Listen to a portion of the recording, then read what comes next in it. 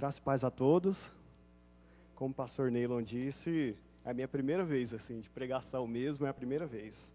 Mas eu fico muito feliz, grato pela oportunidade, né, que Deus possa falar com os irmãos hoje. Né? Vou só me posicionar aqui e abrir a Bíblia. Se os irmãos já puderem abrir, hoje eu vou falar sobre um salmo que para mim é um dos salmos mais importantes, que é o Salmo 22.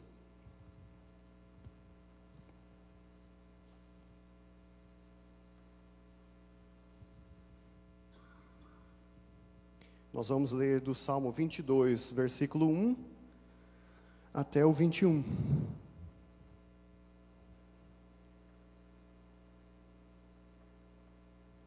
Vamos começar a leitura. Diz assim o primeiro versículo: Deus meu, por que me desamparaste? Por que se acham longe de mim salvação as palavras do meu bramido? Deus meu, clamo de dia e não me respondes, também de noite, porém não tenho sossego. Contudo, tu és santo, entronizado entre os louvores de Israel. Nossos pais confiaram em ti, confiaram e os livraste. A ti clamaram e se livraram. Confiaram em ti e não foram confundidos. Mas eu sou verme e não homem, opróbrio dos homens e desprezado do povo. Todos os que me veem zombam de mim, afrouxam os lábios, meneiam a cabeça. Confiou no Senhor, livre-o ele, salve-o, pois nele tem prazer. Contudo, tu és quem me fez nascer e me preservaste, estando eu ainda ao seio de minha mãe. A ti me entreguei, desde o meu nascimento, desde o ventre de minha mãe. Tu és meu Deus. Não te distancies de mim, porque a tribulação está próxima, e não há quem me acuda. Muitos touros me cercam, fortes touros de Bazã me rodeiam. Contra mim abrem a boca, como faz o leão que despedaça e ruge. Derramei-me como água, e todos os meus ossos se desconjuntaram. O meu coração fez-se como cera, derreteu-se dentro de mim. Secou-se o meu vigor, com um caco de barro e a língua se me apega ao céu da boca. Assim me deitas no pó da morte. Cães me cercam, uma súcia de malfeitores me rodeia. Traspassaram-me as mãos e os pés. Posso contar todos os meus ossos. Eles me estão olhando e encarando em mim. Repartem entre si as minhas vestes, e sobre a minha túnica deitam sortes. Tu, porém, Senhor, não te afastes de mim. Força minha, apressa-te em me socorrer. Livra a minha alma da espada, e das presas do cão a minha vida. Salva-me das fauces do leão e dos chifres dos búfalos. O Salmo 22, irmãos, ele faz parte de uma trilogia. O que é a trilogia? São 3 salmos em sequência, que se completam de certa forma, né? Alguns estudiosos, eles dizem assim, que o Salmo 22 fala sobre o Salvador, o Salmo 23 sobre o pastor, e o Salmo 24, o soberano. E alguns estudiosos também, eles dizem assim, usam outra nomenclatura, né? Que o Salmo 22 fala sobre a cruz, o Salmo 23, o cajado, e o Salmo 24 é a coroa. Como os irmãos podem perceber, esse é um salmo muito importante, né? Ele é um salmo que durante os meus estudos eu me senti muito comovido e muito emocionado, porque ele retrata diretamente a morte de Cristo, a cruz de Cristo, né? Então ele é um salmo que foi escrito por Davi, provavelmente há 3.000 anos atrás, ou aproximadamente, né? Então, imaginem comigo, meus irmãos, 1.000 anos antes de Cristo vir, Davi relatava a morte de Cristo através de um salmo. Olha como isso é interessante. Olhem e percebam como é interessante a sabedoria de Deus, né? Davi aqui, quando a gente observa a história dele e compara com esse salmo, a gente não sabe determinar a sua criação, né? A criação desse salmo. Em qual circunstância que ele passava, né? Ou grandes partes dos salmos não tem um contexto histórico que a gente possa olhar e falar, Davi estava nesse ponto aqui. Por exemplo, né? Quando ele está sendo perseguido por Saul, ele escreve um salmo, né? Quando ele pecou com Batseba, ele escreve o Salmo 51, né? Mas esse salmo a gente não acha muito bem uma relação histórica na história de Davi, né? Então, provavelmente, o que ele faz aqui é um sumário de sofrimentos que ele passou durante a vida, né? Mas muita atenção, né? É atenção ao mais, né? Embora o autor ele tenha escrito sobre a história dele, que é Davi, né? Sobre a história dele, sem que ele pudesse talvez imaginar, ele estava escrevendo sobre os relatos da morte de Cristo, da cruz de Cristo, né? Então ele tinha aqui ele tinha um sentido pretendido, né? Mas quando a gente analisa alguns versículos, a gente percebe claramente que esses descritos talvez não possam estar tão ligados a um homem em vida, e sim a Cristo, né? Então, a gente percebe aqui que, de forma profeticamente, né, de uma forma profética, Davi escreve um salmo messiânico, que relata a morte de Cristo. Atos 2:30 fala que Davi não era só rei, ele era também um profeta. Então, a gente vê aqui um relato claro de que Davi era um profeta. E Davi, quando escreve, ele avança 1000 anos, né? Escrevendo, relatando ali a morte, com clareza, os sofrimentos da morte do Messias, né? Todos sabem que Jesus vinha da linhagem de Davi, né? Isso é muito interessante. E naquele contexto em que Davi escreve, provavelmente ele não conhecia a morte por crucificação, né? Não era uma prática do povo de Israel a crucificação. Alguns estudiosos dizem que os romanos aprenderam isso com os fenícios. Não sei, não achei ao certo, né? Mas eles disseram que também não era uma prática romana, eles aprenderam com outros povos, né? E parece que o autor aqui, no caso Davi, parece que ele estava aos pés da cruz. Ele relata muito bem, e os irmãos vão perceber isso, né? Esse relato da morte de Cristo. Charles Spurgeon, conhecido como príncipe dos pregadores, ele faz um esboço muito interessante sobre esse salmo. E ele fala assim: temos diante de nós uma descrição tanto da escuridão como da glória da cruz, os sofrimentos de Cristo e a glória que se seguirá. Suspira-se pela graça de chegar perto e contemplar essa grande cena. Devemos ler reverentemente, descalçando-nos como Moisés diante da sarça ardente, pois se há terra sagrada em alguma parte da Bíblia, ela está nesse salmo. Então, olha a profundidade que esse salmo nos traz, né, do relato da morte da cruz. E eu, assim, no meu pensamento, né, uma hora que o pastor Neilon disse assim, você pode pregar na terça? Eu me assustei, né, porque eu não sou acostumado. E eu pensei, sobre o que eu vou pregar? Eu falei, vou pregar sobre a base do Evangelho. E quando nós nos deparamos com Cristo crucificado, é a base da nossa fé. É o alicerce da nossa fé. Paulo, em 1 Coríntios 2, de 1 a 5, ele diz assim: por que não me propus saber entre vós, senão a Jesus Cristo, este crucificado, né? Então, é muito importante para nós entendermos esse sofrimento do Messias, né, para compreender toda a mensagem bíblica. Isso é fundamental para a nossa fé. Então, o que nós vamos fazer?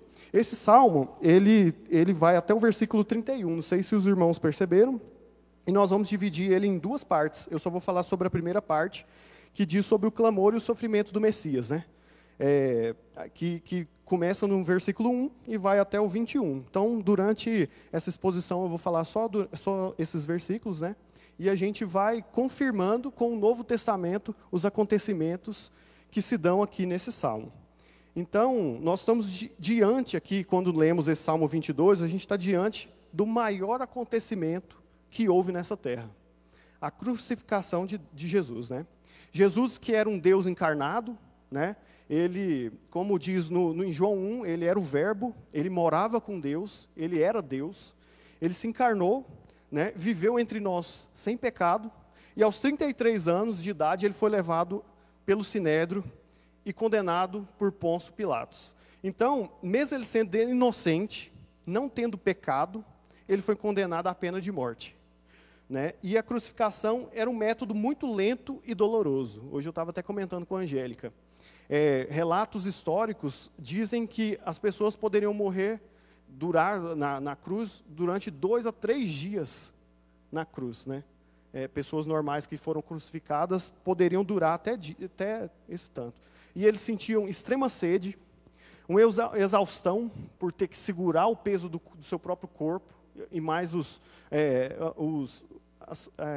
machucados, né, que a cruz trazia. Insolação, porque o sol pegava ali, né, quem estava na cruz, e asfixia, que é um dos casos também, por ficar muito com o peito aberto, né, sem poder se mexer para respirar. Então, nos preparativos da crucificação, a gente encontra alguns relatos nos evangelhos que Jesus foi açoitado, ele ficou nu, cobriram com um manto escarlate, colocaram uma coroa de espinhos, zombaram dele, deram vinho com fel e botaram ele para carregar a sua própria cruz. Então, antes dele ser crucificado, ele padeceu, ele sofreu muito já. Assim, se a gente for parar para analisar e imaginar, só o que ele sofreu antes da cruz já estava suficiente para um homem, né? Nós sabemos que Jesus era tanto homem, tanto Deus, 100% homem, 100% Deus, né? Então, a partir desse relato, dessa introdução que eu trouxe aos irmãos, é bom a gente refletir sobre a primeira parte, que ela se encontra do versículo 1 ao versículo 5, e nós vamos dar o título de Ele foi abandonado pelo Pai, né?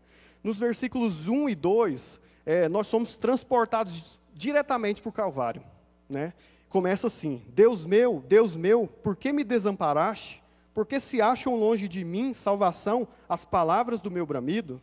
Então, Cristo dá um brado de desespero ali, né? Ele chama por Deus, ele faz como se fosse uma oração.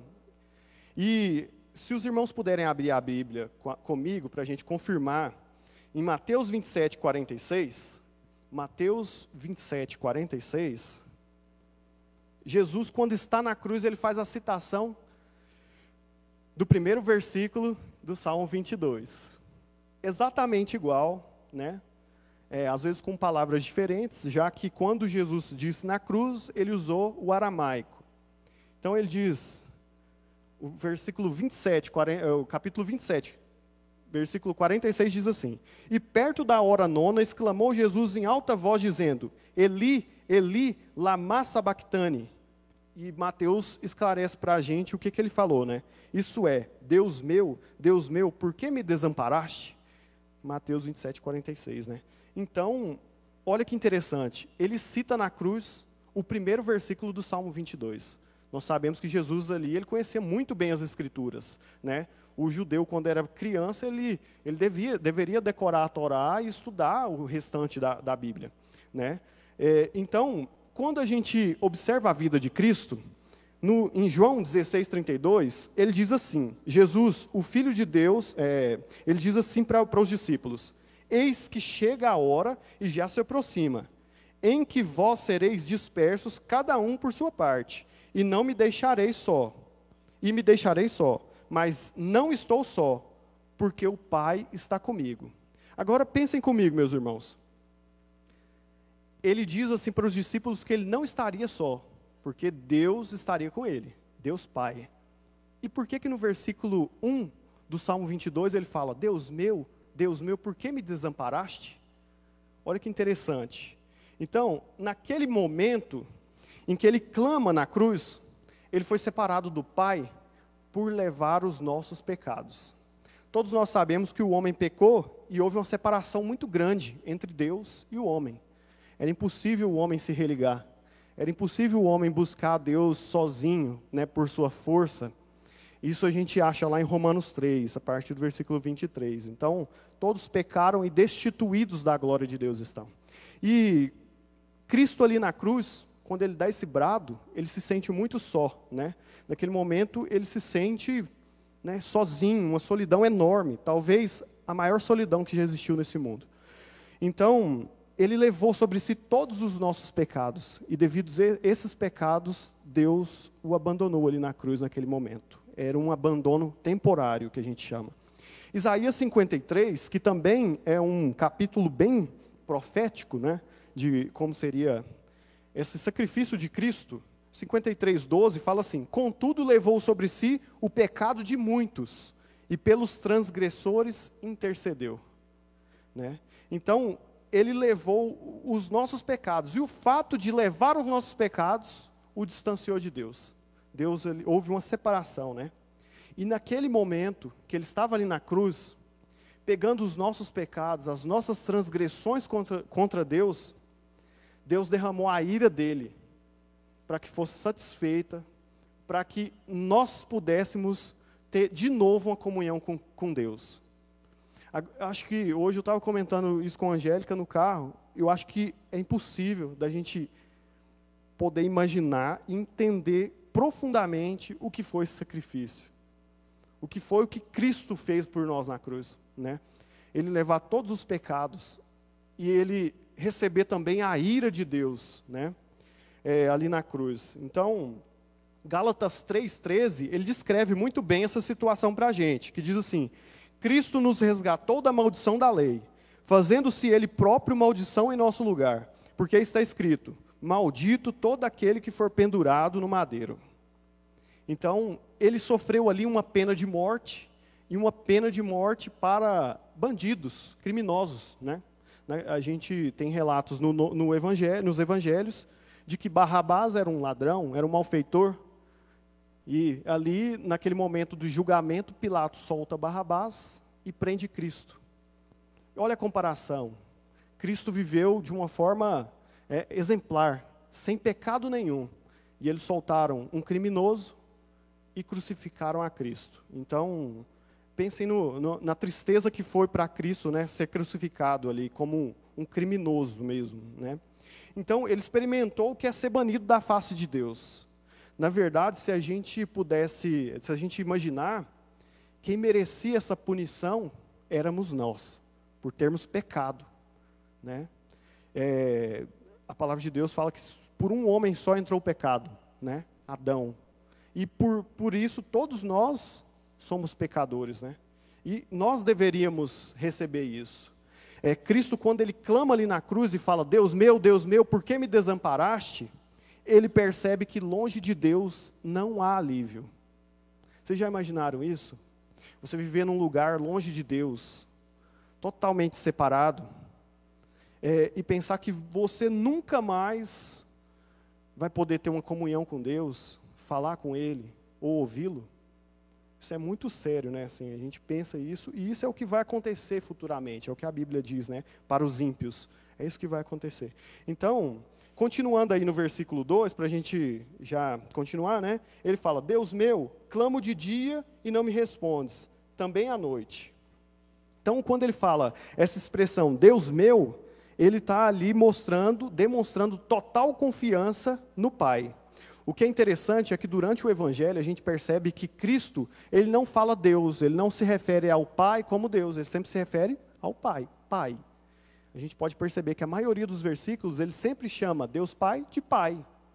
Mas nesse momento aqui, ele se refere a Deus como meu Deus, né?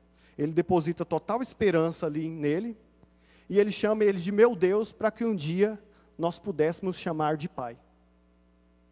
Para sermos reconciliados com Deus, né? E quando ele usa essa expressão dia e noite, que está aqui no versículo 2, clamo de dia e de noite, né? Durante o dia a gente só tem esse período, durante o dia tem dia e noite. Então, o que ele quer dizer com isso? Eu clamo todo o tempo, mas eu não sou respondido. Então, pensem, tanto que ele se sentiu solitário ali no Calvário, tanto que ele se sentiu sozinho, né? E o mais interessante é que Cristo, a gente lendo os evangelhos, a gente percebe que ele não reclama dos seus sofrimentos. A única coisa que ele relata é da distância de Deus que o incomodava.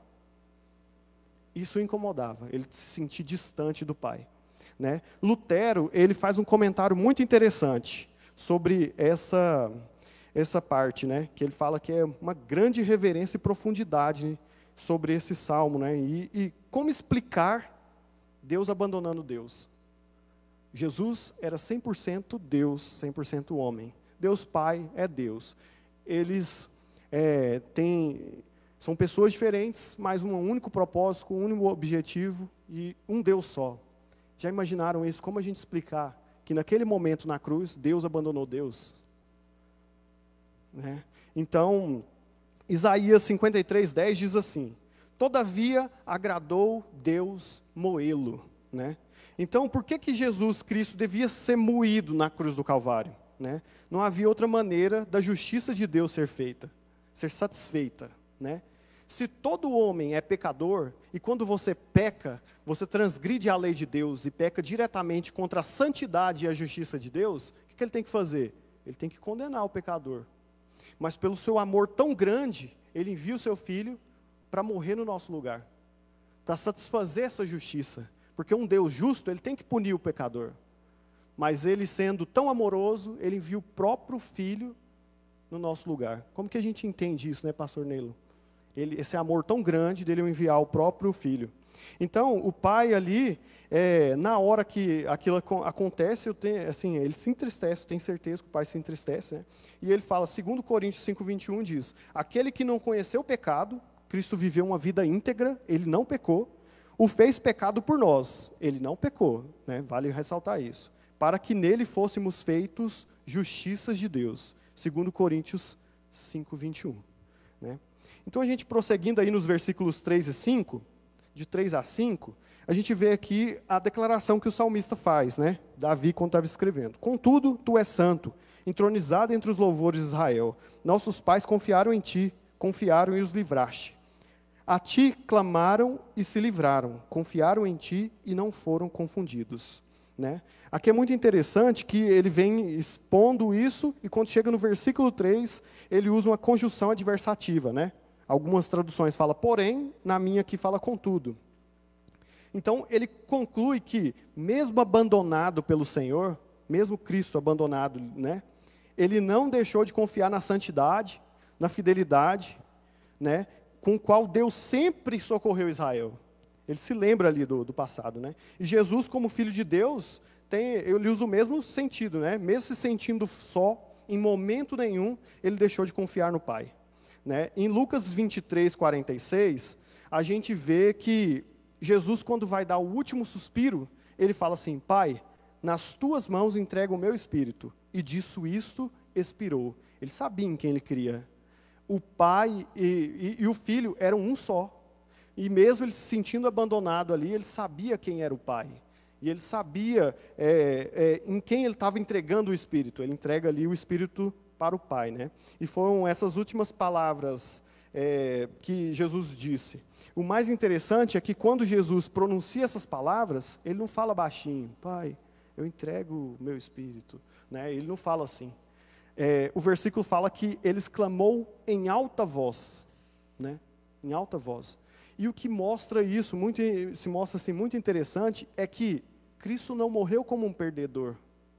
Ele morreu como um vitorioso. Porque ele confiava no Pai, né? Ele entrega o seu espírito ao Pai e diante da morte ele confia nele. Né? Ali ele mesmo, ele demonstra isso. Agora imaginem comigo, irmãos. Todo esse sofrimento que eu já relatei, toda essa introdução que eu fiz, falam sobre os sofrimentos. Uma pessoa que ficou no mínimo 3 horas na cruz, que já era para estar muito fraco e debilitado, ele consegue exclamar em alta voz, mostrando ali que a morte e os pecados não o venceram, né? Que interessante isso aqui. E ele tem a convicção de que ele vai ser recebido pelo Pai. Porque ele fala, a ti eu entrego o meu espírito. Né? Imediatamente seu espírito, né, foi a Deus. E ele tem a convicção de que o Pai lhe ama, é fiel eternamente e lhe deu autoridade. É muito legal a gente vincular os versículos, né, dos evangelhos a esse salmo. E o mais interessante é em João 10, 17, 18, que fala assim, por isso, próprio Cristo falando, palavras dele, por isso o Pai me ama, porque eu dou a minha vida para reassumir. Ninguém a tira de mim, pelo contrário, eu espontaneamente a dou. Ele fez isso por vontade própria. Tenho autoridade para entregar e também para reavê-la. Este mandato recebi de meu Pai. Olha que confiança que ele tinha no Pai. Eu vou entregar minha vida pela minha vontade. Mas o Pai diz para mim, me confiou esse mandato, que eu tenho autoridade para entregá-la e para reavê-la. Olha que interessante. Então, Cristo ele não morreu derrotado. Ele confiava no Pai e morreu como um vitorioso. Né? É isso que esses 3 salmos nos remetem. Então, aqui eu caminho para o segundo ponto. Já, né? O primeiro ponto, como eu disse aos irmãos, ele foi abandonado pelo Pai. E aqui, caminhando para o segundo ponto, a partir do versículo 6, nós vamos dizer que ele foi desprezado por seu povo. Então, além de ter esse sofrimento na cruz, ele foi desprezado pelo seu povo. Né? No versículo 6 fala assim, mas eu sou verme e não homem, opróbrio dos homens e desprezado do povo. Né? Esse versículo demonstra a vergonha que o Senhor enfrentou. Né? Quando a gente pensa, olha que palavra forte que ele diz, pois eu sou verme. Eu sou verme. Então, o que é um verme? É uma criatura repugnante, ninguém quer ficar perto. Né? É uma criatura frágil, indesejável, a pessoa chega ali, pisa, acabou com ele. Olha como Cristo se sentiu ali na cruz. Né? Como ele se sentiu. Então, o verme é uma coisa sem valor, é um animalzinho ali sem valor. Né? Ele é facilmente pisado, esmagado, e como a gente sabe, Cristo ele foi desfigurado e ele foi severamente punido. Né? Em Isaías 52:14 fala assim: como pasmaram muitos à vista dele, pois o seu aspecto estava muito desfigurado, mais do que o que de qualquer outro, e a sua aparência mais do que o dos outros filhos dos homens. Ele foi desfigurado, ele apanhou muito, ele sofreu muito até chegar na cruz. Né? E quando o salmista aqui usa essa palavra opróbrio, ele quer dizer que é uma vergonha pública. Né? O opróbrio dos homens, desonrado publicamente, ele foi. E demonstra tão pouco que os líderes ali de Israel deram para ele, e o povo de Israel deu também. Né? Como eu relatei antes, quando Pôncio Pilatos oferece soltar Barrabás, o pessoal prefere soltar Barrabás. Mesmo tendo visto os sinais, os milagres, as palavras de Israel, mesmo os fariseus tendo estudado o Antigo Testamento, e conhecendo todos os sinais de que o Messias, como ele seria, como ele viria, o que ele faria, eles não conseguiram reconhecer como Filho de Deus. Né? Então, mostra que quanto foi desprezado. João 1:11 diz assim, mas veio para o que era seu, e os seus não o receberam. Eles rejeitaram a Cristo, não só na cruz, mas como toda a sua vida ali, né? A sua missão, eles rejeitaram. Né? O mais importante é ver o cumprimento dos próximos versículos a partir do versículo 7. Então vamos ler? Versículo 7 diz assim: todos os que me veem zombam de mim, afrouxam os lábios e meneiam a cabeça. Então o que é esse menear a cabeça? O que é afrouxar os lábios? Né? Eu vou explicar para os irmãos. Então, zombam de mim, usam de palavras de ofensa. Durante aquela peregrinação que ele fez, todos faziam isso perante ele. Afrouxam os lábios, é uma espécie de gesto como se fosse mostrar a língua. Né? É uma espécie de gesto de descaso, de desprezo que você faz perante uma pessoa. E meneiam a cabeça, é um ato de desaprovação. Fica aí, fazendo o descaso dele. Né? Então, imagine essa cena de dor, porque ele já tinha apanhado, já tinha sido desprezado pelos que vieram, e ele sentia dor, o desprezo, aqueles gestos. Né? No versículo 8, fala: confiou no Senhor, livre-o ele, salve-o, pois nele tem prazer. E é muito interessante a gente ver o cumprimento desses dois versículos aqui. Vamos abrir as Bíblias, né? Não fecha no Salmo 22, não. Vamos abrir as Bíblias, né, nos Mateus 27, do 39 ao 44. Vamos usar aí o primeiro livro do Novo Testamento, para ver como 1000 anos antes de Cristo vir, Davi escreveu profeticamente esse salmo. Mateus 27, do 39 ao 44. Os que iam passando blasfemavam dele. Olha que interessante, irmãos. Como é um relato fiel, o Salmo 22. Os que iam passando blasfemavam dele, meneando a cabeça e dizendo: ó tu, que destróis o santuário e em 3 dias o reedificas, salva-te a ti mesmo. Olha como o mesmo versículo 8. Confiou no Senhor, livre-o ele, salve-o, pois nele tem prazer. De igual modo, os principais sacerdotes, como os escribas e anciãos, escarnecendo, diziam: salvou os outros e a si mesmo não pode salvar. É rei de Israel, desça da cruz e creremos nele. Confiou em Deus, pois venha livrá-lo agora, se de fato lhe quer bem, porque disse: sou filho de Deus. Olha que interessante isso. Da mesma forma que Davi escreve no Salmo 22, versículos 6, 7 e 8, é o nosso relato de Mateus 27, 39 e 44. Olha a sabedoria de Deus aí, né? A revelação que Deus trouxe de uma forma profética a Davi. Né? Então, ele foi reprovado como um homem mau, ele foi acusado de blasfêmia, ele foi acusado de violar os sábados, ele foi acusado de ser um beberrão, de andar com pessoas ímpias, né, de falso profeta, de inimigo de César, aliado do príncipe dos demônios, de tolo, de enganador. Mas o mais interessante é o que a palavra diz em Salmo 53, Isaías 53, versículos 7 e 8. Ele foi oprimido e humilhado, mas não abriu a boca. Como cordeiro foi levado ao matadouro. E como ovelha muda perante os seus tosqueadores, ele não abriu a boca. Ele não reclamou por isso. Ele não reclamou. Por juízo opressor foi arrebatado, e de sua linhagem, quem dela cogitou? Porque foi cortado da terra dos viventes. Por causa da transgressão do meu povo, foi ele ferido. Olha o tanto que Cristo sofreu. A gente pode estabelecer um contraste aqui, rápido, né? Entre o primeiro Adão e o segundo Adão, né? O primeiro Adão, ele foi culpado e procurou desculpar-se, né? Ele já falou logo, não foi eu não, foi minha mulher, né? Ele já procurou se desculpar. E o segundo Adão era inocente. O primeiro Adão era culpado.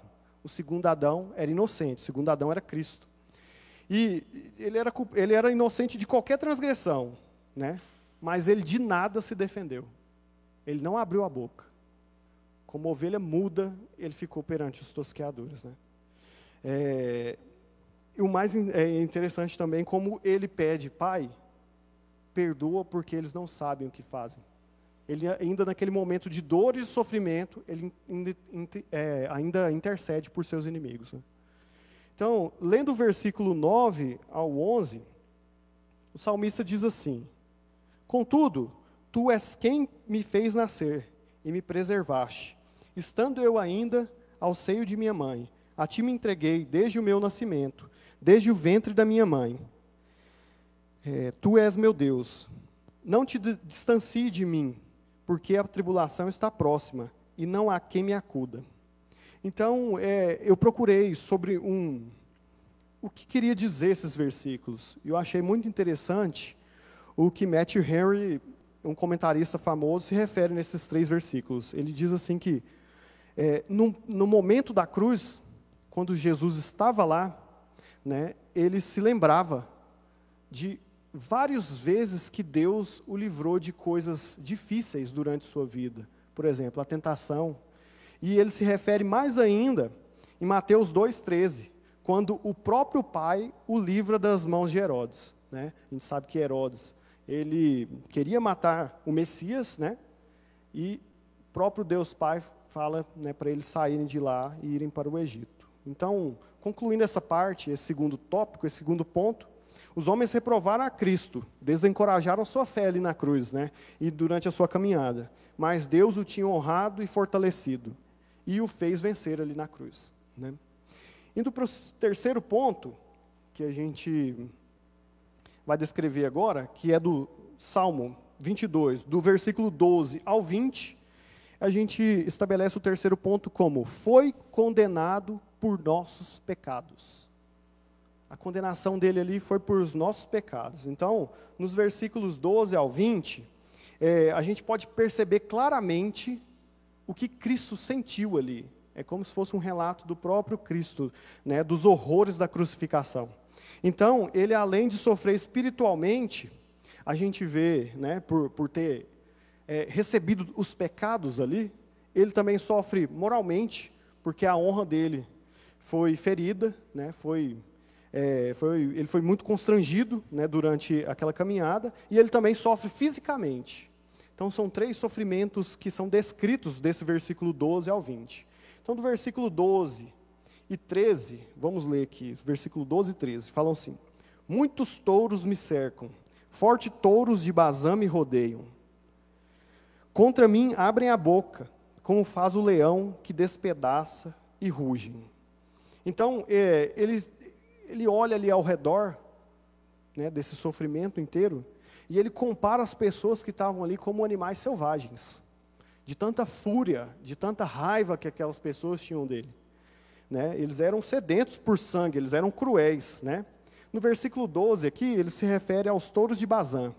Esses touros de Bazã, eles são citados algumas vezes na Bíblia, e eles remetem a touros mesmo, de verdade, né? Bois lá, touros. E eles eram animais dotados de grande força, eram muito robustos. Por quê? Porque embasante tinha uma campina e eles se alimentavam bem ali. Então, eles eram a representação de animais muito fortes, muito robustos, né? E eles tinham uma prática de rodear ali a sua presa para tentar matar. Então, Cristo na cruz, ele percebeu isso, que aquelas pessoas eram muito fortes e queriam a qualquer custo o sangue dele, né? No versículo 13, ele compara aquelas pessoas como um leão, né, que despedaça e ruge. A gente encontra o mesmo tipo de ideia, né? Os leões, eles despedaçam sua presa, eles laceram elas, né? E ele ruge para disseminar o medo, para colocar ali a autoridade onde ele está, né? Então foi isso que Cristo enfrentou, né? Eles desejavam matá-lo de uma forma cruel. A gente vê lá que ele colocou um coroa de espinhos nele, né? Chicotearam, bateram nele, xingaram, cuspiram. Fala que ele foi cuspido também. Eles eram um bando de feras tentando atacar o próprio Criador. João 1 relata, né, que o mundo foi criado, todas as coisas foram criadas por intermédio dele. E naquele momento, as criaturas tentando matar o seu Criador, né? No versículo 14, ele fala assim: derramei-me como água, e todos os meus ossos se desconjuntaram. Meu coração fez-se como cera, derreteu-se dentro de mim. Então, derramei-me como água, perdeu sua forma. Ele perdeu sua forma ali na cruz, né? Durante esse sofrimento.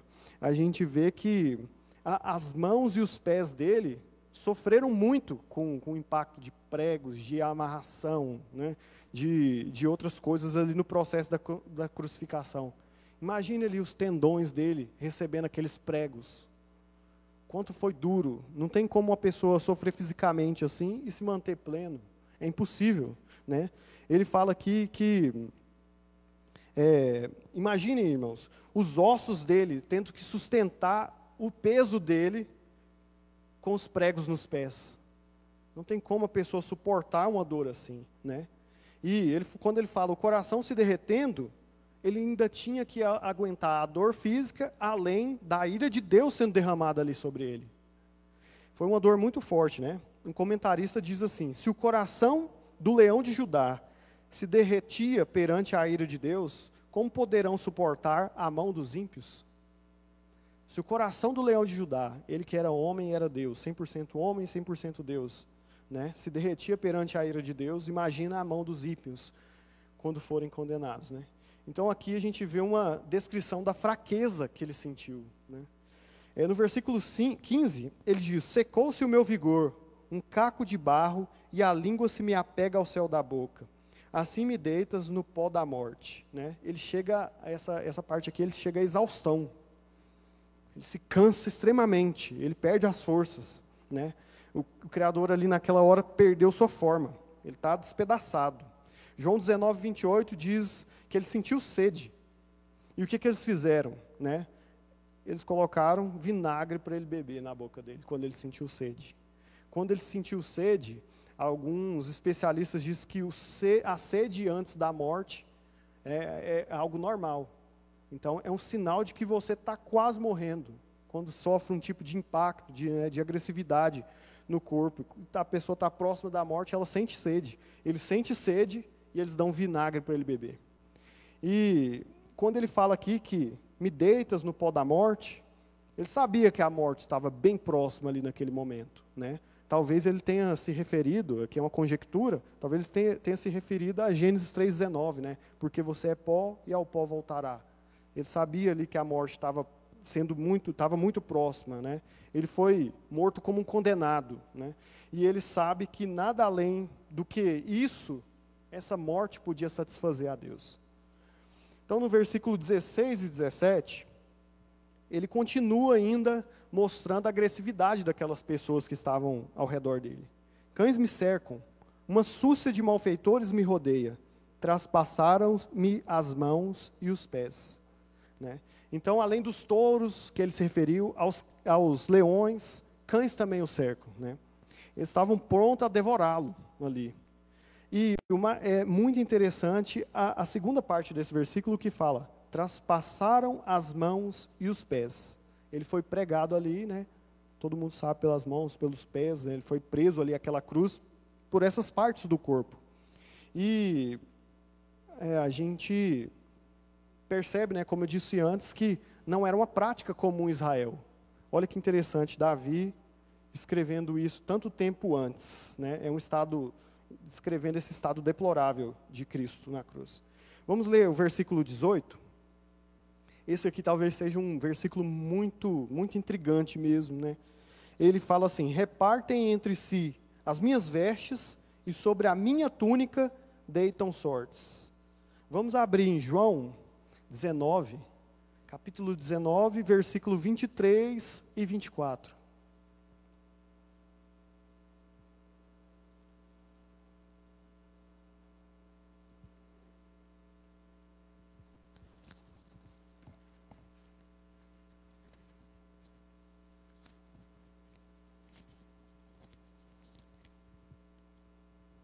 Diz assim: os soldados, pois, quando crucificaram Jesus, tomaram-lhes as vestes e fizeram 4 partes, para cada soldado uma parte, e pegaram também a túnica. A túnica, porém, era sem costura, toda tecida de alto a baixo. Disseram, pois, uns aos outros: não a rasguemos, mas lancemos sortes sobre ela, para ver a quem caberá. Para se cumprir a escritura, repartiram entre si as minhas vestes e sobre a minha túnica lançaram sortes. Olha esse relato que Davi fez. E se cumpriu exatamente igual a gente acha nos evangelhos, além de João, né? Então, ali, quando fala, os soldados, pois, quando crucificaram Jesus, tomaram-lhes as vestes, eram as peças, não é que eles partiram, né, as peças no meio, cortaram e ficaram com um pedaço. Cada um pegou uma das peças. Mas como a túnica ali era tecida de alto a baixo, não tinha costura, o que eles fizeram? Lançaram sorte. Não sei como foi isso, né? Se foi para o ímpar, se foi alguma forma, eles usaram, né? Para algum dos soldados, os 4 soldados, algum deles, ficarem com essa túnica de Cristo. Um comentarista, ele fala assim: a vergonha da nudez foi a consequência imediata do pecado, e sendo assim, o nosso Senhor Jesus foi despido de suas roupas, quando ele foi crucificado, para que ele pudesse nos vestir com o roupão da justiça, e para que ele pudesse nos vestir e para que a nossa vergonha, da nossa nudez, não aparecesse. Então, ali naquele momento, ele foi despido e nos vestiu com toda a sua justiça. Isso é o processo de justificação, né? Jesus levou sobre si os pecados, e a justiça dele, que viveu como não teve pecado aqui, venceu a cruz e ressuscitou ao 3º dia, passa para nós. Deus não nos enxerga mais como pecadores, né, mas enxerga a justiça de Cristo em nós. Versículo 19 e 20. Na sua agonia, 19 e 20. Tu, porém, Senhor, não te afastes de mim, força minha. Apressa-te em socorrer-me. Livra a minha alma da espada e das presas do cão a minha vida, né? No momento da sua agonia, Jesus orou assim, para que o cálice fosse passado dele, né? Em Mateus 26, 39, a gente vê lá o que ele diz, meu Pai, se possível, passe de mim esse cálice. Todavia, não seja como eu quero, e sim como tu queres. Cristo, nesse momento de oração, ele não se acovardou, não é isso, mas ele sabia muito bem o que esperava ele ali na cruz, toda a ira de Deus sendo derramada sobre ele. Diferentemente do que muitas pessoas pregam, né, que Satanás matou Cristo, não foi. A gente leu aqui em Isaías 53 que agradou a Deus moê-lo, né? Então ele sabia ali que o que estava por vir, né? E o que era esse cálice? Era toda a ira de Deus.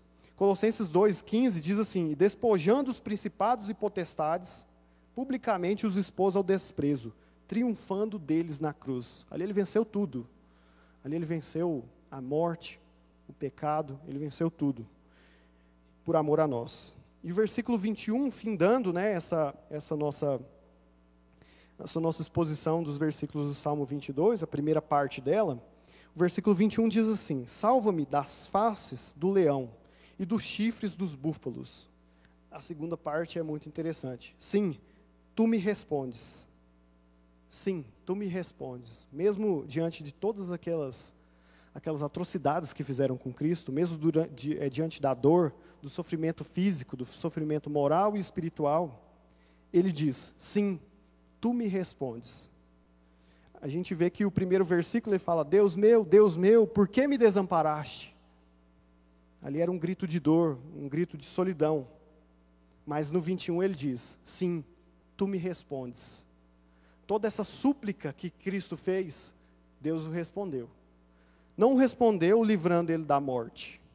Salmo 16:10 diz, pois não deixarás a minha alma na morte, nem permitirás que o teu santo veja a corrupção.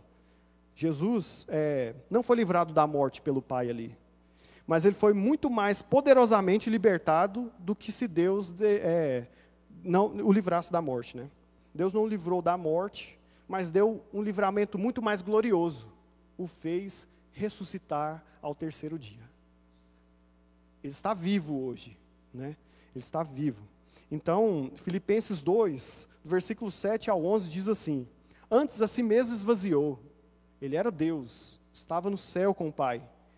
Ele se esvaziou, assumindo a forma de um servo. Ele se encarnou, tornando-se em semelhança de homens, e reconhecido em figura humana. A si mesmo se humilhou. Olha quanta humilhação a gente viu aqui. Tornando-se obediente até a morte, e morte de cruz. Agora a virada, né? Pelo que também Deus o exaltou de sobremaneira, e lhe deu o nome que está acima de todo nome, para que ao nome de Jesus se dobre todo o joelho, nos céus, na terra e debaixo da terra, e toda língua confesse que Jesus Cristo é Senhor, para a glória de Deus Pai. Então ali, ele respondeu, Deus o respondeu, em meio a tantas súplicas, em tanta dor, Deus o ressuscitou ao terceiro dia. Então, concluindo, irmãos, a gente pode reparar bem na divisão dos Salmos 22. Se os irmãos puderem me acompanhar aqui na Bíblia, a gente vai perceber que do versículo 1 ao 2, Jesus tem uma expressão de dor. Do versículo 3 ao 5, ele tem a primeira súplica. Do verso 6 ao 8, a segunda expressão de dor.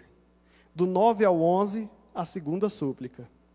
Do verso 12 ao 18, a terceira expressão de dor. E do verso 19 ao 21, a terceira súplica. Enquanto o rei dos reis, suplicava ali de dor, ele sabia em quem ele confiava. Ele sentia dor, suplicava ao Pai. Ele sentia dor e suplicava ao Pai. Calvino ele faz uma síntese dessa parte dos Salmos que é muito interessante. O homem, por sua desobediência, se tornou perdido, mas o Senhor se manifestou como um homem, vestiu-se de nossa carne, satisfez a justiça de Deus e pagou em nossa carne a penalidade do pecado. Então, ele cancelou o escrito de dívida que nós tínhamos por sermos pecadores. Colossenses 2,14 exemplifica isso, né? Ele cancelou esse escrito de dívida. Então, eu vou partir para as aplicações que a gente consegue retirar desse texto. Primeiro, diante de tanta dor e desse enorme sacrifício, o que a gente pode perceber nessa primeira aplicação lembre-se que Ele nos amou primeiro. Ele nos amou de uma forma incondicional. Isso é a graça, nós não merecíamos, mas Ele nos amou, nos presenteou com esse amor tão grande. 1 João 4,19 diz, nós amamos porque Ele nos amou primeiro. Né? Nossa parte na cruz, irmãos, foi só o pecado que foi imputado em Cristo. Só essa parte coube a nós ali. Romanos 5,10 diz, porque se nós, quando inimigos, fomos reconciliados com Deus, mediante a morte do seu Filho, muito mais estamos já reconciliados, seremos salvos pela sua vida. Né? Então, naquele momento ali na cruz, o Eterno se fez humano, para que os humanos finitos vivessem eternamente. Né? Ele que era eterno, se fez homem, para que nós, homens finitos, vivêssemos eternamente com Ele. Isso é amor, irmão. Isso não tem como a gente descrever em outra palavra. Né? Esse conhecimento acerca desse amor de Deus nos traz uma esperança muito grande. Né? De vivermos perante Ele em gratidão, né? Todos os dias, por esse amor tão grande que Ele nos dispensou. Segunda aplicação esteja ciente do perigo. Para as pessoas que vivem em pouco caso com o pecado, não se dando conta e nem levando em consideração a vida de pecado, esteja ciente que um dia Deus vai punir essas pessoas. Assim como Ele puniu o próprio Cristo, o Filho dele, Ele vai punir essas pessoas, né? A gente percebe na história bíblica que Ele puniu os anjos rebeldes, Ele puniu Adão, Ele puniu o mundo antigo e puniu também Sodoma e Gomorra, devido ao pecado. E um dia essas pessoas, elas vão sofrer por seus pecados, por não terem abraçado essa oportunidade imensa que Cristo nos deu. A gente percebe assim, que se ele puniu até o seu próprio filho, imagina no dia do juízo, o que Ele pode fazer com o ímpio. Então, que as pessoas, elas devem viver apercebidas, né, desse perigo que rodeiam todos os dias. E a terceira aplicação é, se posicione perante o sacrifício de Cristo, né? A gente percebe claramente nos evangelhos que existem dois tipos de pessoas. Aquelas que recusam o evangelho, que diante a cruz de Cristo elas conseguem recusar, e outras que abraçam com toda a força, que se rendem a esse evangelho de Cristo, né? A gente pode perceber muito bem um exemplo, os ladrões da cruz, né? Enquanto um rejeitou, o outro abraçou com toda a força que tinha. Caifás condenou a Cristo, né, ajudou nessa condenação a Cristo, achando que estava fazendo um bem para a sociedade. Enquanto isso, perante a cruz, aquele centurião falou, verdadeiramente era o Filho de Deus. Então, a gente vê as duas atitudes. Muitas pessoas, elas demoram a se posicionar perante a cruz de Cristo, né? E o chamado é geral. As pessoas devem se render ao Evangelho, né? Mas muitas pessoas não fazem esse posicionamento, né? Cristo ali, na cruz, ele viveu uma separação do próprio Deus Pai, temporariamente. Porque depois que a gente leu, né, em Colossenses, ele hoje está à destra do Pai. Mas as pessoas que não se posicionam durante suas vidas, não se posicionam perante o Evangelho, elas não vão viver um abandono temporário, mas sim um abandono eterno da presença do Pai. Diante dessas palavras, irmão, a gente percebe o quanto o Evangelho é sério, o quanto o chamado dele é forte. E essa é a base da nossa fé. Que nós possamos a cada dia mergulharmos desse sacrifício de Cristo, entender a cada dia mais, fortalecendo nossa esperança de que um dia esse sacrifício de Cristo nos dará a vida eterna. Obrigado pela oportunidade, pela atenção. Tá bom, irmãos? Obrigado.